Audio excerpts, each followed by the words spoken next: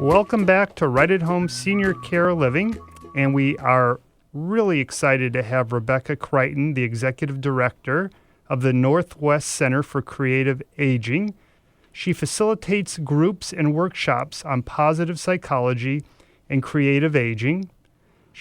Rebecca has master degrees in child development and organizational development, and she's here today to talk about the Northwest Center for Creative Aging. So welcome, Rebecca. Thanks, Ben. It's nice to be here. So what is creative aging? Well, creative aging is really a concept that applies differently to everybody. But I would say that creative aging represents a way of thinking about your life in a way that is about excitement and passion, discovering the things that matter to you most, finding activities and people that make you feel excited. And creative aging is taking that attitude into your life as you age. That sounds great. So what does the Northwest Center for Creative Aging actually do? We do three things. We provide instructor-led courses at retirement communities, community centers, and libraries.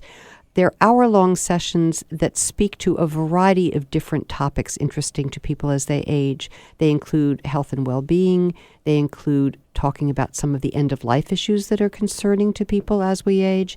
And they're also about general interest topics, history, music, other things. We also facilitate themed conversations about creative aging.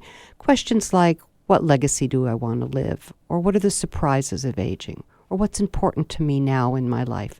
And those are facilitated by trained facilitators who encourage people to go deep, think deeply about their lives, and share with each other. We learn from each other all the time, so that's a premise of my organization. We learn from each other. We're in community as we age together. You also talk about positive aging. Why the emphasis on positive? It makes me sound as if people maybe are not as aging as well as they could be. Well, positive aging actually refers to the whole field of positive psychology, which has been growing in the past 20 years. We know that if we think about things in a more positive way, we are healthier, we feel better about our lives, it's better for our brains, it's better for the people around us.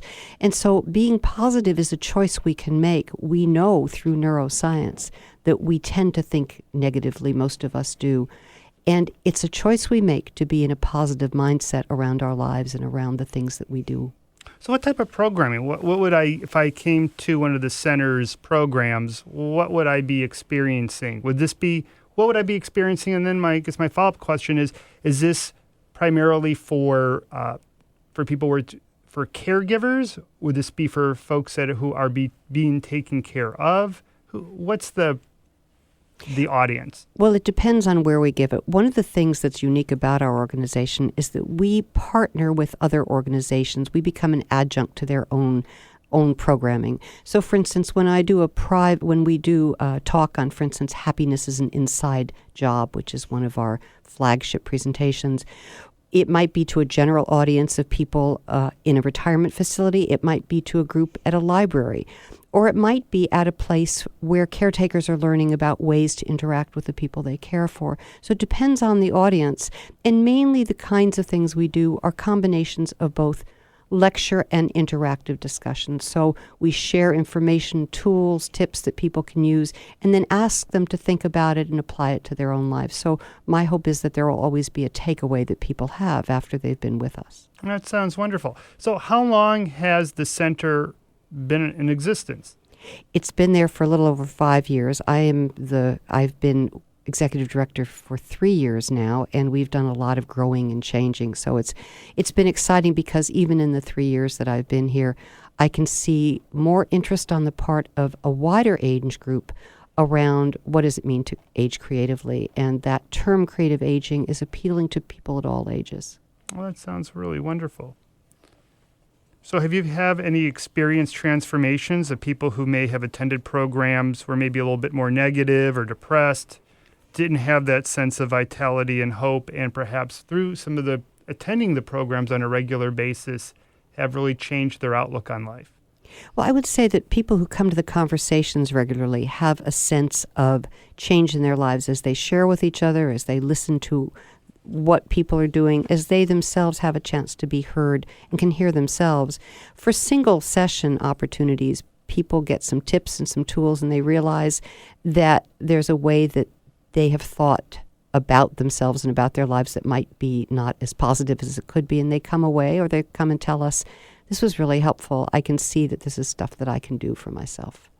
So where are the programs held? They're held at community centers like Wallingford Community Senior Center. Many of the programs at Horizon House, where my office is. Horizon House is one of the retirement communities in Seattle. They're held at a variety of retirement communities, public libraries, community centers. We go where we're wanted. Oh, that sounds wonderful. In addition to the conversations and instructor-led courses, you do public events as well. Tell us a little bit about those. We do. We collaborate with other organizations. For instance, one of the things we're looking forward to is the third Day of Learning at Seattle University. That's going to be happening in June, on June 18th this year. It gives an opportunity for older people, mainly older people, although others are welcome, to come to the campus of Seattle U and take 3 hours of lectures from a professor there. We also collaborate with other organizations such as NEST, which you know about, Northeast Seattle Together. We also collaborate with Elderwise, which you also know about. So we are an organization that's always looking to share what we know with a broader audience in a broader arena. So I understand you have a special program called Second Wind Tour? Well, this is a national program, and it's very exciting.